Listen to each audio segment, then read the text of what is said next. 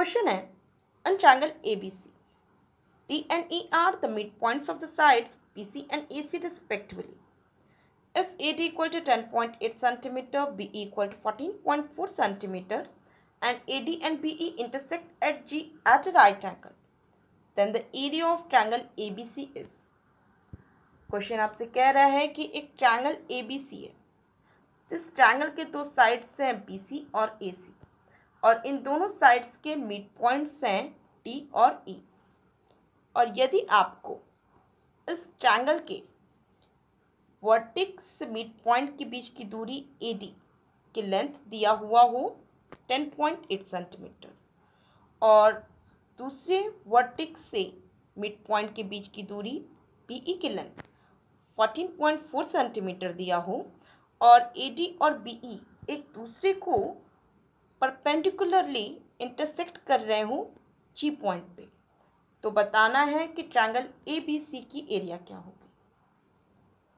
तो देखिए, जब भी आपको किसी भी टाइप के ट्रायंगल में दो साइड्स के मिड पॉइंट्स से वर्टेक्स के बीच की दूरी दिया हो और ये दोनों ही एक दूसरे को परपेंडिकुलरली अगर इंटरसेक्ट कर रहे हों, तो ऐसे में आप ट्रायंगल ABC की एरिया फाइंड आउट करने के लिए एक शॉर्ट फॉर्मूले का इस्तेमाल कर सकते हैं, जो कि शॉर्ट फॉर्मूला है area of triangle ABC equal to 2/3 of product of AD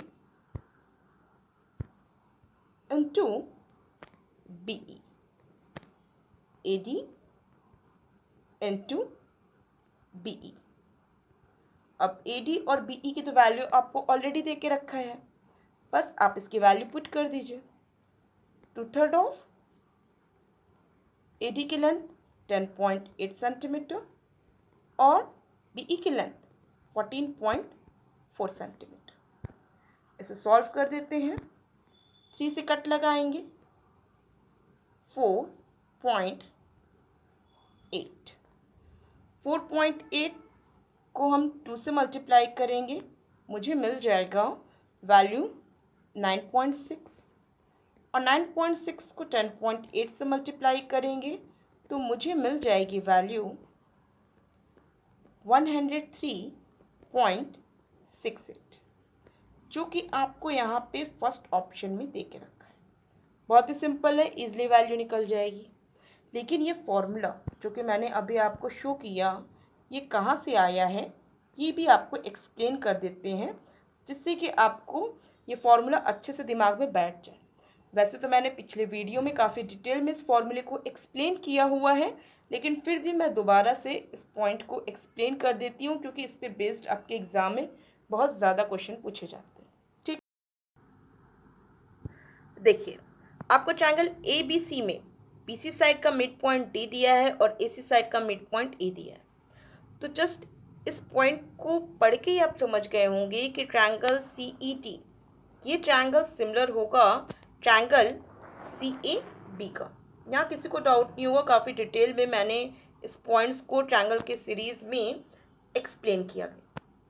और ये भी बात आपको क्लियर समझ में आ रही होगी कि जब D पॉइंट और E पॉइंट मिड पॉइंट्स हैं, तो आपको ED और AB की लेंथ का जो रेशियो है ये 1:2 मिलेगा। ठीक है, और आप ये बात भी समझ पा रहे होंगे कि जब एक ट्रायंगल के अंदर दूसरा सिमिलर ट्रायंगल क्रिएट होता है, तो ऐसे में ये ED पैरेलल होता है AB के। अब जब ED पैरेलल है AB के और यहाँ पे आपको कह रहा है कि AD और BE एक लाइन सेगमेंट है जिसकी लेंथ आपको दिया हुआ है, तो यहाँ पे आप क्या देख रहे हैं कि जो अल्टरनेट एंगल्स क्रिएट हो रहे हैं, ये जो अल्टरनेट एंगल्स क्रिएट हो रहे हैं, ये दोनों ही अल्टरनेट एंगल्स आपस में इक्वल होंगे। और इसी प्रकार आपको यहाँ पे ये जो दो अल्टरनेट एंगल्स क्रिएट होते दिखाई दे रहे हैं, ये दोनों अल्टरनेट एंगल्स भी आपस में इक्वल होंगे। और आप ये भी देख पा रहे हैं कि यहाँ पे ये जो वर्टिकली अपोजिट एंगल्स हैं जो 90 डिग्री के हैं, ये भी आपस में इक्वल हैं। तो फाइनल आपको यहाँ पे ट्रायंगल DGE ये ट्रायंगल सिमिलर मिला ट्रायंगल ए जी बी के, ठीक है। और जब ये दो ट्रायंगल्स एक दूसरे के सिमिलर मिले तो ऐसे में आपको यहाँ पे जब ए डी ए बी 1:2 में ऑलरेडी मिला हुआ है ये डी और ई के मिड पॉइंट होने की वजह से, तो ऐसे में यहाँ पे डी जी और ए जी इनका भी रेशियो क्या होगा, 1:2 होगा। यहाँ पे किसी को कोई डाउट नहीं लग रहा है। तो आपको फाइनल क्या मिल रहा है कि यहाँ पे ये जो डी जी है, ठीक, ये डी जी 1:2 में मिल रहा है और ए जी 2:2 में मिल रहा है। तो इसका मतलब क्या हुआ कि जो डी जी की लेंथ है, इस डी जी की लेंथ को लिखा जा सकता है 1/3 ऑफ ए डी, क्योंकि मुझे ए डी की लेंथ दिया है इस वजह से मैंने डी जी को 1/3 ऑफ ए डी कहा। और इसी प्रकार आप यहाँ पे ए जी इसकी लेंथ को भी क्या लिख सकते हैं, ए जी की लेंथ को भी लिख सकते हैं 2/3 ऑफ ए डी, ठीक है। अब इसका इस्तेमाल क्यों किया जा रहा है इसकी मैं समरी आपको दे देती हूँ। क्योंकि मुझे complete triangle A B C इस ट्रायंगल की एरिया फाइंड आउट करनी है, और इस ट्रायंगल की एरिया में मुझे area of triangle A B E इस ट्रायंगल की एरिया और ट्रायंगल बी डी ई इस ट्रायंगल की एरिया का इस्तेमाल करना होगा।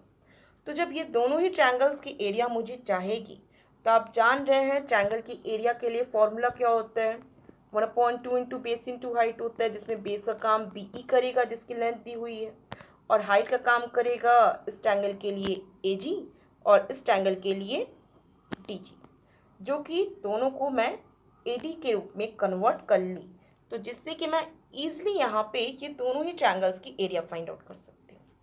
और आप सब लोग ये बात जानते होंगे कि ये ट्रायंगल में आपको ये जो ई डी मीडियन के रूप में मिल रहा है क्योंकि डी मिड पॉइंट है, और जब आपको पता है कि किसी भी ट्रायंगल का जो मीडियन होता है वो ट्रायंगल की एरिया को दो इक्वल भाग में बांटता है, तो ऐसे में आपको यहाँ पे ये ट्रायंगल की area, triangle E D C, इस ट्रायंगल की एरिया इक्वल मिल गई है area of triangle E D B के। तो जस्ट क्या किया जा रहा है ना कि यहाँ पे ई डी सी इस ट्रायंगल के लिए भी मैं ई डी बी इस ट्रायंगल की एरिया का इस्तेमाल कर लूँगी, जिससे कि क्या हो जाएगा, यहाँ पे आपको triangle A B C, area of triangle A B C के लिए क्या करना होगा, आपको यहाँ पे ट्रायंगल ए बी ई इस ट्रायंगल की area of triangle A B E इस ट्रायंगल की एरिया में ऐड करना होगा 2 इंटू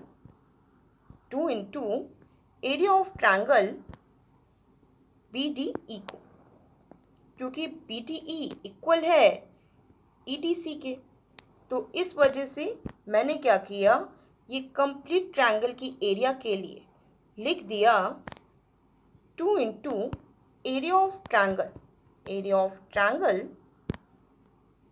बी ई डी, ठीक है, area of 2 into area of triangle B E D, ठीक है, किसी को डाउट नहीं हो रहा है। अब यहाँ क्या करना है, इसकी वैल्यू फाइंड आउट करने के लिए फॉर्मूला पुट करना होगा, जो कि एरिया का फॉर्मूला होगा 1/2 इंटू बेस इंटू हाइट, सब जान रहे हैं। अब यहाँ पे मैं पुट करती हूँ इसका formula, triangle A B E, इसके लिए बेस का क्या काम करेगा बी ई और हाइट का काम करेगा ए जी, तो क्या करते हैं 1/2 इंटू बेस इंटू हाइट, जो कि बेस का काम करेगा बी ई और हाइट का काम करेगा ये ए जी को अभी ए जी ही रख देते हैं। वैसे मैं इसको सीधे सीधे ए डी में कन्वर्ट कर सकती थी, लेकिन फिर भी आपको अभी एक्सप्लेन करने के मूड में हूँ तो अच्छे से एक्सप्लेन करूँगी। अब यहाँ पे ये 2 into area of triangle B E T, ये इस ट्रायंगल की एरिया के लिए अब क्या करना होगा, अब यहाँ पे इस ट्रायंगल की एरिया के लिए 1/2 इंटू बेस इंटू हाइट, तो 1/2 मतलब 2 into 1/2 into base into height. Base का काम क्या करेगा? BE। और हाइट का काम क्या करेगा? DE करेगा। अब क्या करते हैं, यहाँ पे BE को कॉमन आउट ले लेते हैं। एक काम कर देते हैं, 1/2 भी कॉमन आउट में दे देते हैं, या रहने देते हैं। चलिए 2 से 2 पहले काट देते हैं, कॉमन आउट वहाँ नहीं देते हैं। कॉमन आउट में BE को ही देते हैं। तो BE जब कॉमन आउट हो जाएगा तो ब्रैकेट के अंदर क्या बचेगा? मुझे AG/2 मिलेगा, ठीक है। और यहाँ क्या मिलेगा मुझे? यहाँ मुझे मिलेगा सिर्फ DG। अच्छा, आप सब लोग जान रहे हैं, आप सब लोग ये बात जान रहे हैं कि ये जो AG है, ये जो AG है, ये इक्वल है 2/3 ऑफ AD के, ठीक है। और इसी तरीके से ये जो DG है, ये क्या है? DG अपने आप में है 1/3 ऑफ AD, ठीक है। यहाँ कोई डाउट नहीं है। तो AG और GD की जगह, AG और GD की जगह मैं लिख देती हूँ। AG की जगह 2/3 ऑफ AD लिखूंगी, और क्योंकि ऑलरेडी डिनोमिनेटर में 2 है ही, जिससे कि आपको क्या मिल जाएगा? आपको मिल जाएगा AD/3, ठीक। BE कॉमन आउट में है ही, और यहाँ पे DG की जगह क्या हो जाएगा? DG की जगह जो हो जाएगा 1/3 ऑफ AD, तो ये भी AD का 1/3 पार्ट। अच्छा, अब फाइनल आपको क्या मिला? फिर आपको फाइनल मिल गया, ये वैल्यू जो फाइनल मिली है आपको, वो मिली है BE इंटू 2/3 ऑफ AD, ठीक। अब BE इंटू 2/3 ऑफ AD, इसे क्या लिखेंगे? हम लिखेंगे 2/3 ऑफ BE इंटू AD। और यही फॉर्मूला होगा, यही फॉर्मूला होगा ट्रायंगल ABC की एरिया को निकालने का। और यही फॉर्मूले का इस्तेमाल मैंने करके आपको वैल्यू फाइंड आउट करने की कोशिश की थी।